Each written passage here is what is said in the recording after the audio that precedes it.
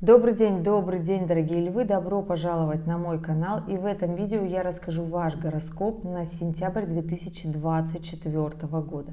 Да, дорогие, включайте VPN, если у вас есть сложности с просмотром этого видео. Будем планировать очень важный отрезок времени. Это сентябрь 24. Знаю, что ждете осенние гороскопы, они выйдут следом после сентябрьских. Ну а пока... Сентябрь, момент, когда у нас на небе из звездных событий это разворот Урана и его ретроградность, это вхождение Плутона в Козерог, то есть выход его из Водолея, это коридор затмений, который начнется у нас с 18 сентября и продлится по 2 октября. Скажу так, этот сентябрь будет по-разному отсвечивать у львов разные декады. Да, львы первой декады — это те, кто родился в июле. Львы второй декады, кто родился с 1 по 10 августа. Львы третьей декады, кто родился с 11 августа и до знака зодиака Девы. Да, ребят, у нас первую неделю сентября уходит в ретроградное движение Уран. Он разворачивается и на 5 месяцев пятится назад в прямом смысле. Это влияние будет очень продуктивное, яркое, интересное для львов первой декады. Для львов третьей декады будет ощущение, что у нас как-то усилились события. То есть если до этого было такое состояние, что все идет не по плану, все идет сложненько, аврал на работе, ощущение, что у нас потерян сон, мы не можем есть, это от того, что энергии очень много ее шарашит, то в первой неделе сентября для львов третьей декады будет сложновато. Но при этом у нас точно так же 1 сентября Плутон из Водолея выходит и входит в Козерога. Эта история сохранится на почти 3 месяца. В третьей неделе ноября Плутон уже выйдет из Козерога и больше никогда там не будет. Поэтому, да, львы, я бы так сказала, первой декады, можете здесь вздохнуть. Плюсом еще скажу, что здесь для львов первой декады Нептун ретроградный, и он делает такой классный воодушевляющий аспект. Поэтому львы первой декады почувствуете облегчение. У вас будет ощущение, что все вот так энергия бьет ключом. Нет вот этой давящей силы Плутона. Нептун позволяет творить. Уран говорит: делай нечто новое, создавай, и будет хорошо.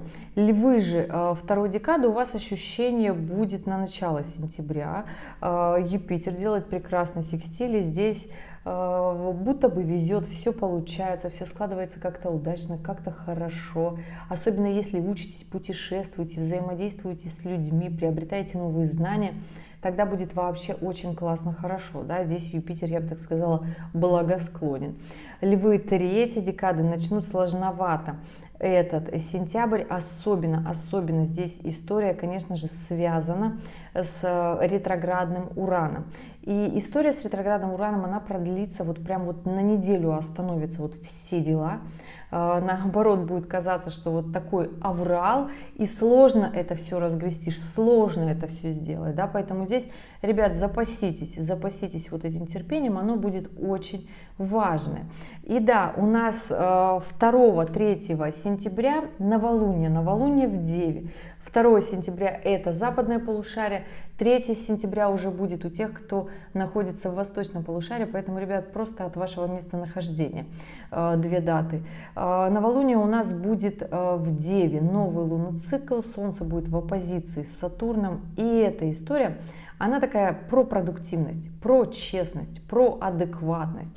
Поэтому здесь я советую, конечно, максимально честно ответить себе, какой план по жизни, потому что Солнце в оппозиции с Сатурном — это всегда про наши обиды, переживания, травмы, про то, что мы не очень-то хотим честно отвечать себе на те вопросы, связанные с материальной стороной нашей жизни. Это про планирование жизни, это про наш социальный статус, это про наши личные качества и то, как мы их монетизируем. То есть здесь история в это новолуние как раз-таки такая большая, глобальная про жизнь. И не просто так у нас новолуние, и следом вот такое звездное событие у нас, конечно же, это коридор затмений. Я, собственно, поэтому-то и говорю, что в новолуние 2-3 сентября нужно быть максимально честными себе, потому что если вы скажете, да мне вот такая маленькая крошечная цель, мне вот хорошо, план у меня по жизни такой маленький, я многого не хочу, придет коридор затмений. Коридор затмений у нас случается на оси Овна-Весы. При этом у нас южный узел в соединении с Лилит, с Венерой. То есть здесь история однозначно про то, что мы не договариваем, что мы не договариваем в отношениях, что мы не договариваем в уровне нашей жизни, в любви. Это как раз-таки про те моменты, наши страхи и переживания, с которыми мы не делимся с другими людьми, да, поэтому здесь история однозначно про страхи, однозначно про наши волнения, про наши теневые стороны, которые мы пытаемся всячески скрыть, но они же наши стороны все равно, поэтому здесь я все-таки советую в них разобраться, почему вообще есть то, что мы замалчиваем, потому что коридор затмений начинается с очень эмоционального полнолуния.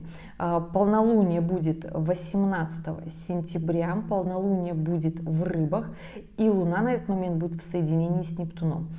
Это однозначно очень мощная и эмоциональная история, сработает на Львах, как раз таки первой декады. Поэтому да, здесь можно сказать, что львы первой декады вот будет казаться, что вот сентябрь вот так классно, позитивно начался, начинает отпускать, и чувствуется больше такой творческий посыл, но при этом это будет эмоциональный коридор затмений. Да, и закончится он как раз-таки 2 октября, он закончится солнечным затмением. Солнечное затмение будет в Весах. Не просто так. Не просто так мы будем решать вопросики в отношениях, вопросики с нашими финансами, вопросиками того, ну вообще, как мы хотим видеть свою жизнь, потому что здесь история всегда, когда это случается на Овнах и Весах, да, то есть на этой оси, это всегда история, кто я, куда я иду и куда меня заведут отношения, в которых я участвую, поэтому здесь, дорогие мои, понимаете, это могут быть как личные, любовные, брачные отношения, как и партнерские отношения по работе, поэтому здесь, ребята, я бы сказала, для того, чтобы этот сентябрь прошел максимально качественно, максимально продуктивно, максимально честно, да, нужно вот в самом начале сентября, в новолуние, быть с собой максимально честными, максимально открытыми,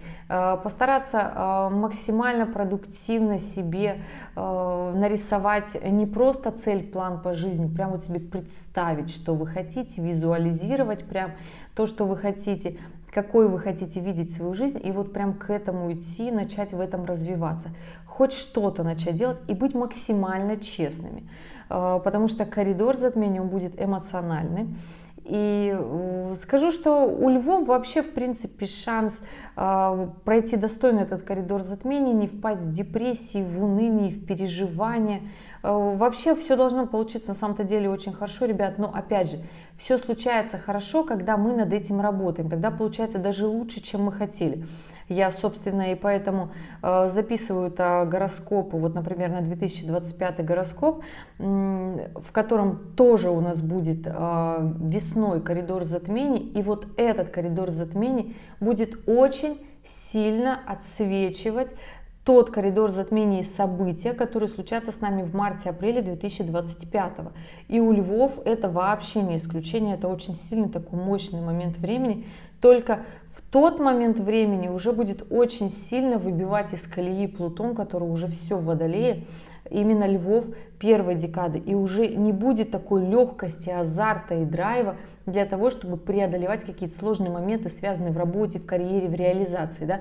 То есть сейчас можно, я бы так сказала, в этот коридор затмений в этом сентябре обойти события будущего, их изменить. И когда придет весна 2025, уже будет гораздо прекрасно идти понимание того, что все, что случается, все к лучшему. И сейчас я уже не предаюсь в уныние, я наоборот сейчас иду и поднимаюсь выше. То есть я уже выше тех обстоятельств и проблем, в которых я когда-то варился раньше, и сейчас мне вообще море по колено.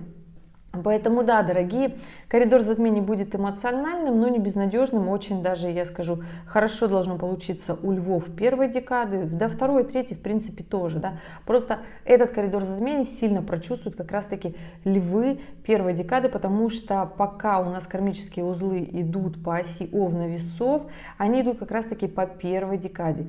И вам подкидывают, я бы сказала, такие очень лайтовые вопросы, жизненные трудности. Они на самом-то деле очень легкие для того, чтобы их пройти и прям сделать из своих минусов, страхов и переживаний, наоборот, свои сильные стороны раскрыть. И это очень даже неплохо монетизировать. Да, вот такой будет сентябрь. Если вы спросите меня про учебу, про знания, про путешествия, про школу для детей, то скажу так, ребят. Первая неделя, чуть больше, у нас еще Меркурий будет во Льве, и эта история однозначно про то, что сидеть и делать сложную работу усидчивую, работу, которая заставляет нас искать ошибки, возиться в документах, сводить какие-то данные, будет очень сложно. До 10 сентября. Зато прекрасно этот момент в первую декаду сентября хорошо выступать на публике, с кем-то договариваться, спорить, отстаивать свою точку зрения, мотивировать людей, заниматься творчеством в принципе, да, то есть занимать свой мозг, чтобы это не было что-то такое сложное, утяжеленное. А вот с 10 сентября и по конец месяца прекрасное время для учебы, продуктивной работы, работы с документами, работы над ошибками, что-то там находить, исправлять, доставлять, поставлять. Прекрасное будет для этого время, но вот всему, как говорится, свое, и каждому по силам. Поэтому, если же вы любите работать в каких-нибудь таблицах, да, сложных аналитических знаниях, заниматься чем-то таким рутинным, то с 10 сентября начнется ваше время. Первые 10 дней сентября будет с этим достаточно сложно, поэтому не ждите от детей, что они придут и сразу начнут вот прям вот учиться и гениями станут, на Олимпиаду пойдут. Нет, первые 10 денечков будет вот такое состояние. Постарайтесь просто договариваться, быть классными родителями, быть с обнимашками, быть понимающими. Потом все случится, по чуть-чуть начнут заниматься. Вот такая история у нас будет в сентябре. Что касается любовных отношений, то здесь, ребят, скажу так. У нас в сентябре Венера идет по весам, и с коридора затмений Венера начинает сходиться в квадратуре с Плутоном. Это всегда аспект манипуляции, доминирования, выяснения отношений. С 23 сентября Венера входит в Скорпиона, и для львов, вот, которые вот такие достаточно легкие, достаточно интересные, достаточно яркие, становится этот момент сложноватым. Поэтому я еще раз говорю про ваши теневые стороны. Как раз таки здесь Венера не просто так, вот, понимаете, не просто один аспект у нас там идет, да, у нас все складывается к тому, и Лилит еще там рядышком на узлах торчит, да, когда необходимо будет в этот коридор затмений заглянуть в свои теневые стороны, в свои теневые страхи, и это связано в том числе в отношениях. То есть у вас в отношениях будут всплывать вопросики, связанные с манипуляциями, связанные с финансами, связанные со страхами, различного рода сексуальные вопросы. И это история, в которой было бы классно разобраться. Потому что когда мы все-таки ныряем на дно своих страхов, мы в них разбираемся и понимаем, что это всего лишь страх. А страх получается тогда, когда мы какую-то ситуацию не поняли, не разобрались, решили обидеться, решили огорчиться, очень сильно переживаем и убираем в себя, вот все надо скрыть это от всех, чтобы я просто буду молча очень сильно в глубине души бояться, для того, чтобы просто эта ситуация не повторилась. Поэтому здесь Венера в Скорпионе, конечно же, будет очень сильно эту историю выковыривать. Влиять это будет на львов не совсем приятным способом. Поэтому, ребята, да, мы заканчиваем коридор затмений 2 октября. Знаю, что это уже другой месяц, но все-таки я дорасскажу, да, про коридор затмений. Не просто так весы — партнерский знак. И здесь-то история про то, что нужно в этом разбираться, нужно вот взять и все сказать, все, что вы боитесь, где вы переживаете, почему вы переживаете. И вот после того, как вы сами себе это хотя бы озвучите, обдумаете и скажете: боже мой, так это же всего лишь страхи, да? Но на самом деле у каждого из нас свои страхи. Вот если мы расскажем близким людям, скажут: ты этого боишься, что серьезно, на самом-то деле. Но наши страхи так и есть, что наши страхи и переживания, они нас настолько сковывают и не дают нам развиваться ни в отношениях, ни в любви, ни в творчестве. А для львов эта история вообще очень сильно важная, потому что на основе отношений, любви и страсти львы бизнес строят, развиваются, зарабатывают. То есть это такая внутренняя амбиция. И этот коридор затмений, вот нужно вот в этом, ребята, разобраться для того, чтобы получилось хорошо. Сейчас знаю, напишите мне: да мне вообще отношения не важны, я вообще вот только вот про деньги хочу узнать, гороскоп смотрю.